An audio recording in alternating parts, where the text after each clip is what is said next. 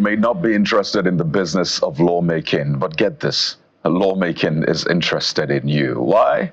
Well, the laws that come out of that whole process definitely will affect you. And it's also assumed that you're part of that process through your representative. So the National Assembly has lots of functions. Lawmaking is one of them, oversight, budgeting process, and the rest. This morning, we're turning our attention to the National Assembly. They're resuming from that recess, right? So it's a given that we look at the work they have done so far in the past 1 year, we rate them and take a look at the work that lies ahead of them. They are vital to democracy, governance, and we're getting the dividends of democracy. So you might need to buckle up for this conversation because it concerns you. We're joined on the program this morning by a man who's been, of course, watching the National Assembly with his group. Mr. Orderpaper is a founder and executive director of Orderpaper Nigeria, and he joins us from our Abuja studio. It's good to have you on the morning brief, Mr. Orderpaper. Thank you, Kayode. Good morning. Good morning. I want to start off with what INEC did a few days ago with the recall matter, just before we get into what to expect, because this is also another important matter, and I'm sure you've seen the release by INEC giving people the guidelines to recalling their lawmakers, saying that they've been inundated with letters, calls from people in different constituencies that they want to recall their lawmakers. So they had to give out the guidelines saying this is how to go about it, this is a percentage you need, this is who you should address it to, and all of that.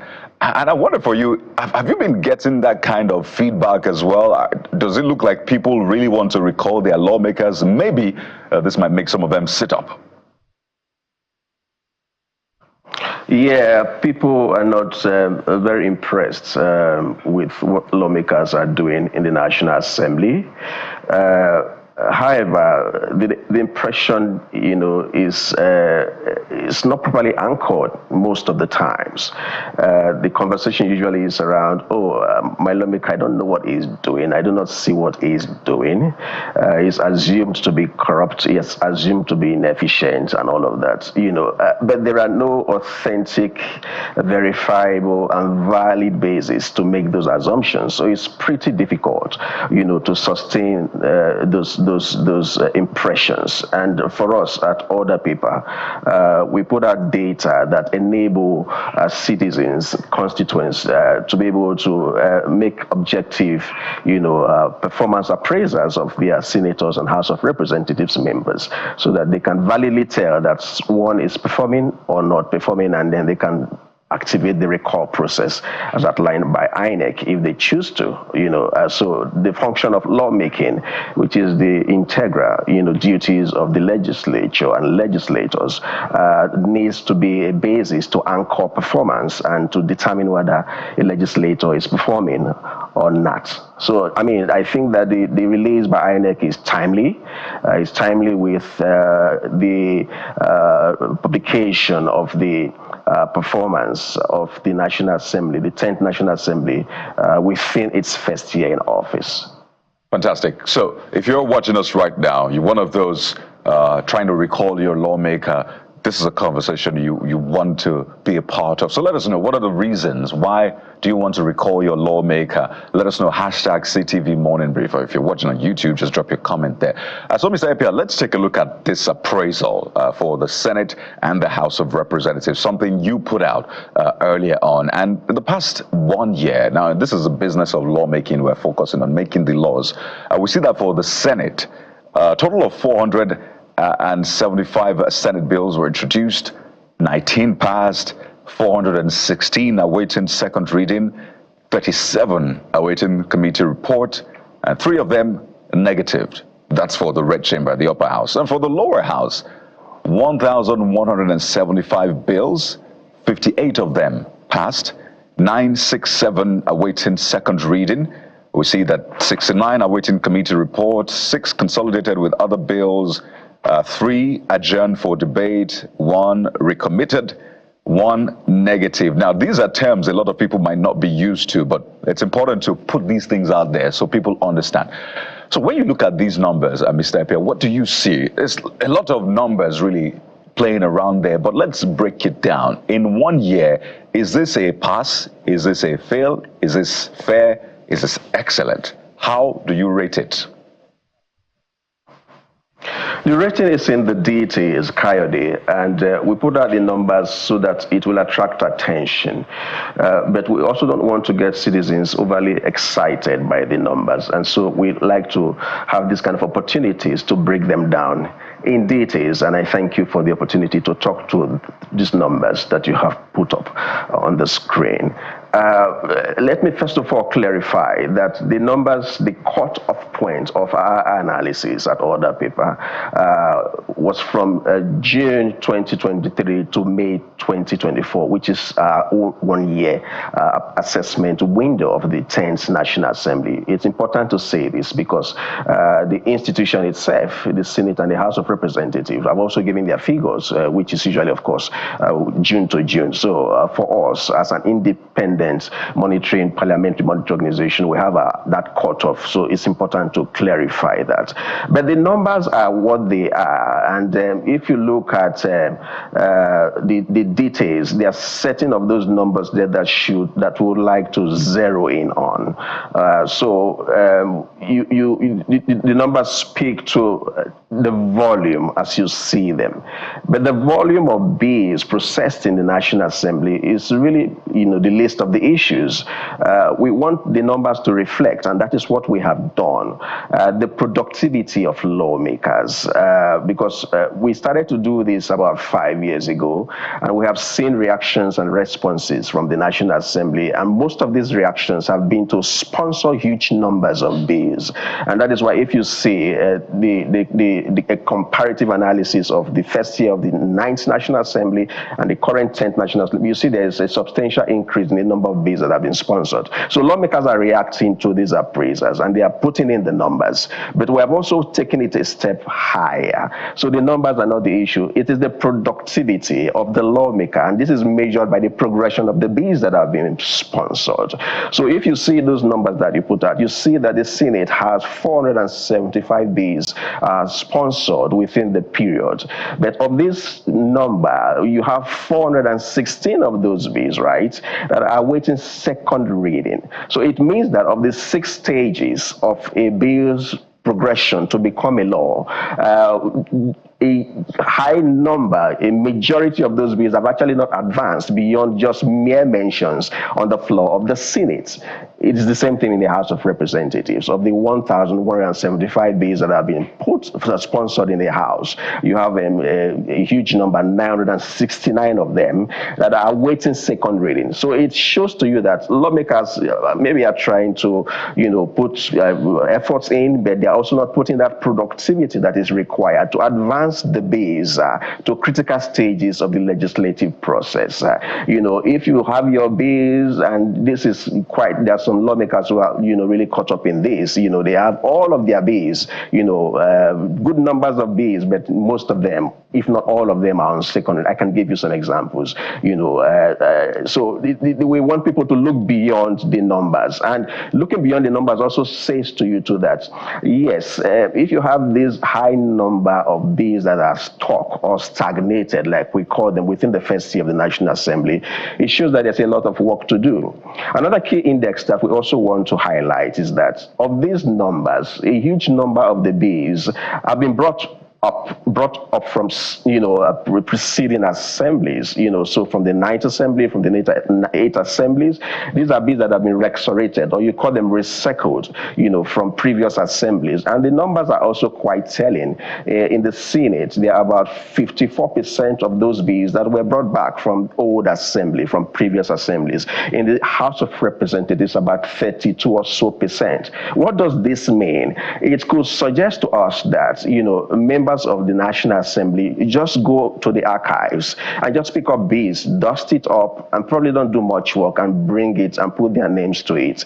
It would also suggest too that there is the danger of what is now in some circles referred to as legislative plagiarism, where some of these bills are actually not thought through, they are not reworked, they are just copy and paste, they just change the names and bring them all back to into the system.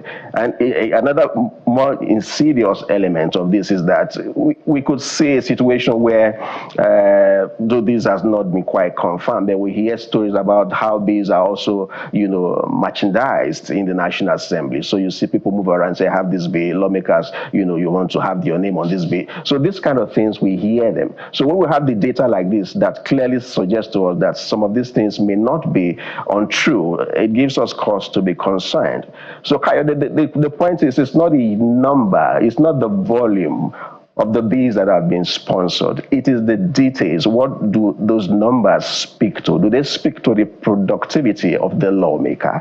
Do they speak to the progression of the lawmaking process? Do they speak to some level of indigence, some level of laziness, or some level of legislative impropriety in terms of ownership of the bills? Does it speak to a propensity to also want to focus on establishment bills? That's another key, index that we also want to bring out, a key trend, because you see lawmakers, everybody wants to sponsor a bill to leave a legacy, a bill to create a new institution of government, a new department or agency or ministry or agriculture. And so you have a high number of these bills speaking to that. And we think that, yes, while it is a show or an enthusiasm of members of parliament to want to address and deliver on their functions of lawmaking, we should be careful to ensure that we ask the right questions. What are those bills about? The value of those bills, the impact of the proposed legislations, and like I've highlighted just about now,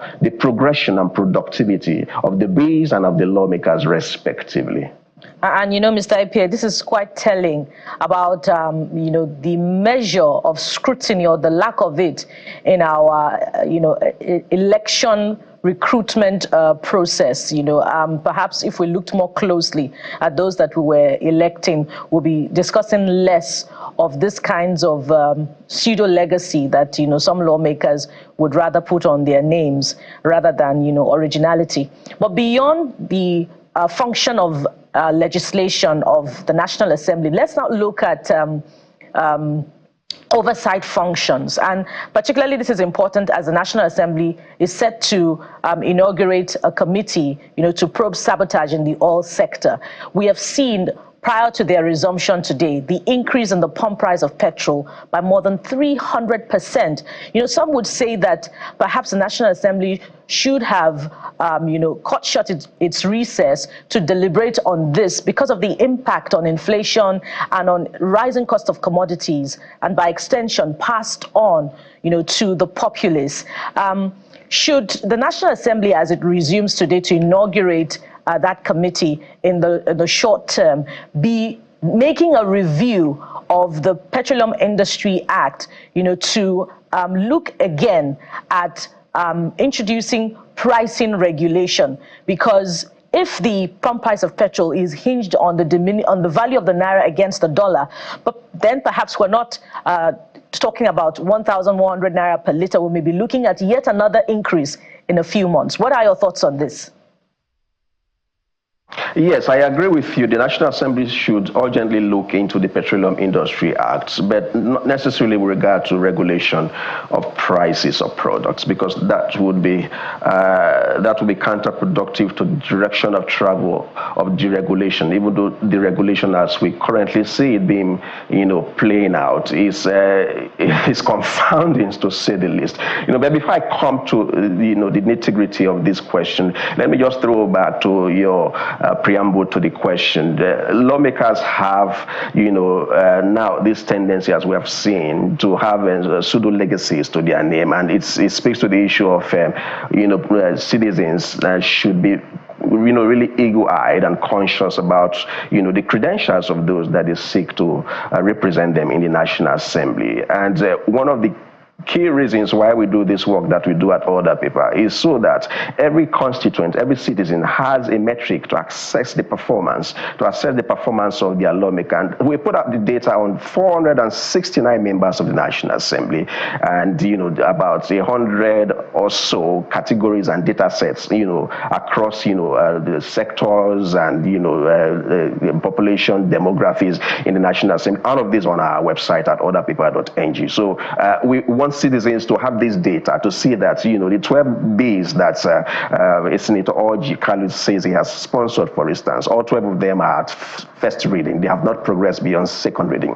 The 13 bills that Senator Asuku Ekmeyong from Cross River State, for instance, the youngest of the lot in the Senate, all of these 13 bills are at first reading. They have not progressed. You know, so when he goes back home to say, I have sponsored 13 bills, the question should be, where are those 13 bills, distinguished senators? Have they progressed to the critical stages of the lawmaking progress? So we want citizens to have this data to interrogate. So at the end of 4 years, at the next election cycle, they are able to validly have a basis to determine the electability, you know, of, you know, individuals into parliament, whether they want to return them to parliament or not. And so for us, it is critical that we use the available matrix that is objective, that is accurate, that is subject to passing all the integrity tests, you know, of data to determine the performance of lawmakers. And talking about integrity tests and oversight, coming to your question now, it's difficult to really put out an objective performance of the oversight functions and indeed the representation functions of members of parliament. And that is why we have tried to stay within where it is possible to do so on lawmaking. Because how do you assess the performance of the oversight function of the National Assembly on the petroleum industry, for instance? Yes, they're going to have a committee inaugurated, like you have noted. You know, the committee is going to sit through a couple of weeks, if not months. You know, they are going to have a report that the plenary will debate, and then there will be an adoption of that report. But what happens after then? And we have seen this. This would not be the first time that the oil industry, the petroleum and gas sector, is being investigated by the National Assembly. In fact, there is almost a weariness by actors in the sector to attend some of these hearings and investigations. And we see some of these things happen. They don't show up sometimes. It's also because, you know, nothing appears to come out of these investigations. So how do you now determine performance based on those oversights, you know, that most of the time be clouded by assumptions of, you know, other agendas rather than the pursuit of the public good? So yes, but coming to your question around if they should look into a review of the Petroleum Industry Act, I absolutely agree with you. You know, the Petroleum Industry Act enacted in 2021 has been in operation for just this short number of years. You know, but we have seen a lot of inconsistencies and difficulties. So it is about time that we look beyond just the psychedelic activity of, you know, probes and probes. What are the sections, provisions of the law that are making it difficult for it to be fully implemented? What are the sections of the law that make it difficult for transparency, accountability, and probity, prudence of public resources to happen, you know, to be displayed and manifested in the petroleum sector? You know, a sector that accounts for over 90% of our foreign exchange earnings, you know, a sector that is where, you know, the economy runs on, even though its contribution to the GDP is meager. But that is where we have, and that is what it is. So why do we not have some of these loopholes, you know, addressed holistically? I give you an example. Why does the Petroleum Industry Act, you know, have a provision, for instance, that gives an ouster clause, you know, that puts an ouster clause on the Fiscal Responsibility Act, you know, oversighting over the operations of the NNPC, Nigerian National Petroleum Corporation Limited, as we have it. So those are the kind of things that gives consigns to industry stakeholders. Say, hey, look, NNPC is a state-owned company. So why do you remove it from an enactment, from a law that allows it to be under, you know, transparent and accountable checks and balances within the government? Those are the kind of review that we want to see. We want to see review that allows an NNPC to be truly subjugated to regulation by the NDPRA, truly subjugated and subservient to regulation by the NUPRC. Not an NNPC that appears to still have its old clothing, its old character on, even though it has now a new clothing. So these are the issues issues we want to see? What are these impediments? So yes, while it is all right that the National Assembly is instituting a probe into the oil and gas industry, we think that a more sustainable way to go about it would be to look into what are those impediments that have hindered the implementation of the Petroleum Industry Act and address them from the root cause. And your skepticism is valid because of the past committees instituted to probe crude oil theft that have not particularly produced any results in the form of prosecution, arrest of offenders.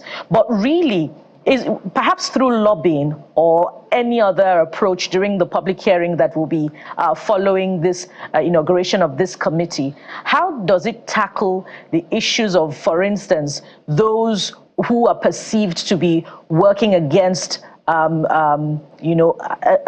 domestic institution, talking about the Dangote refinery now, such that it's not allowing it to serve the purpose for which it was established? How do we introduce into this committee the issue of ending importation of petrol? How do we also introduce into this committee this very germane issue of NNPCL not being the sole importer of petrol, such that the sector will be truly liberalized? What are the approaches perhaps that this committee will be adopting, should be adopting, so that these issues can be tackled holistically?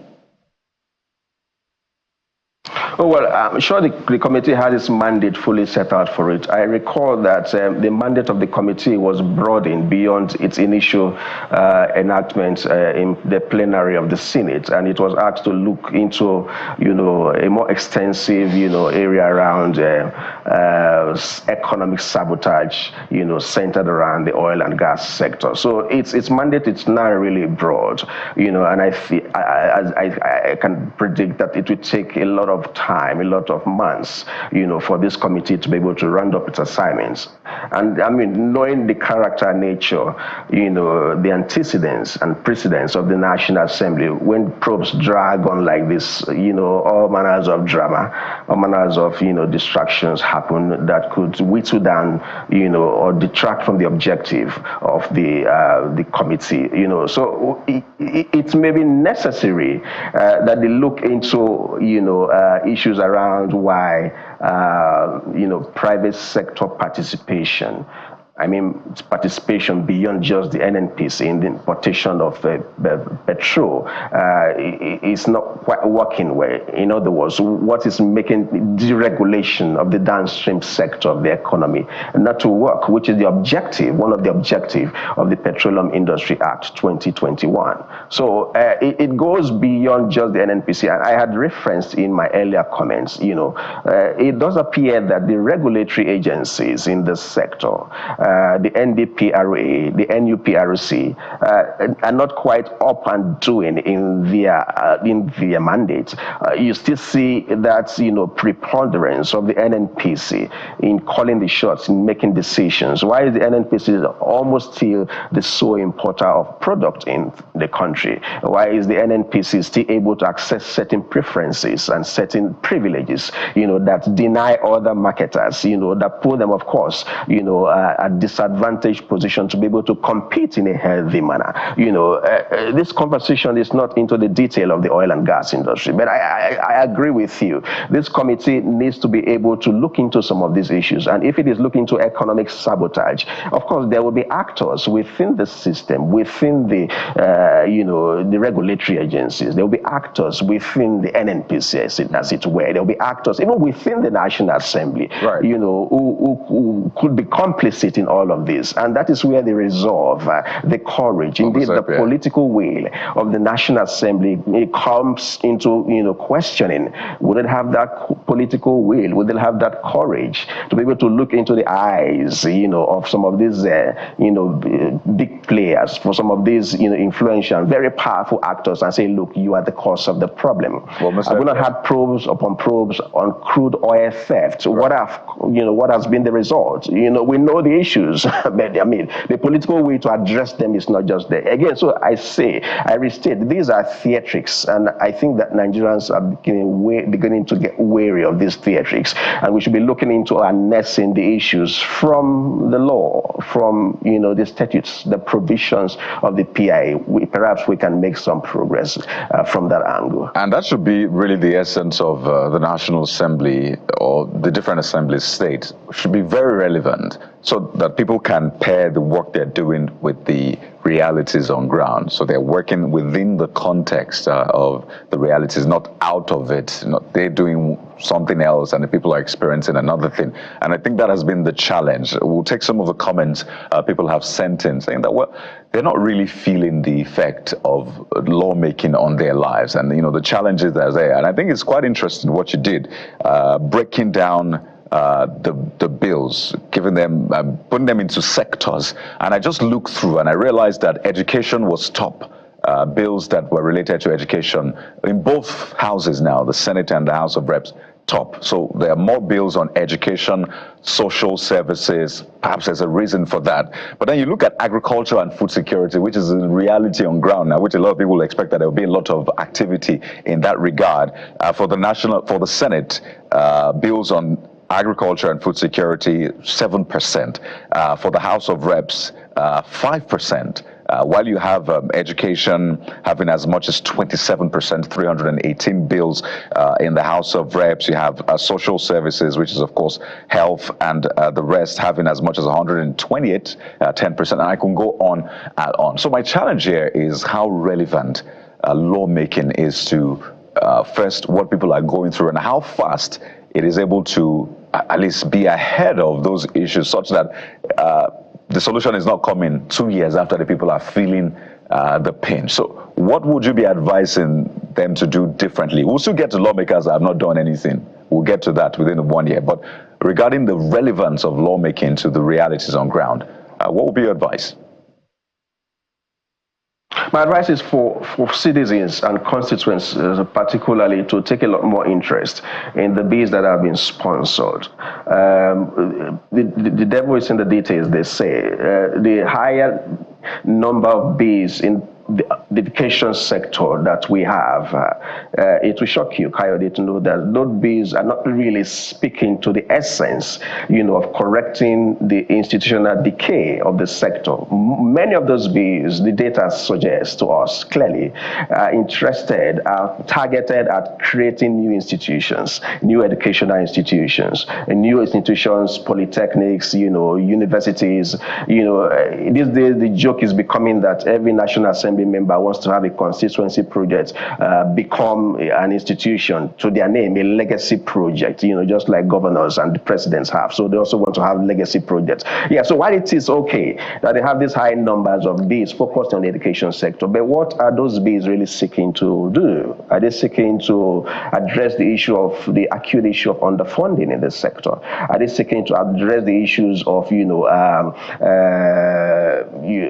the quality of education that is provided to students and pupils? The issue is that they are seeking to establish new institutions, whilst the ones that we have not been properly catered for.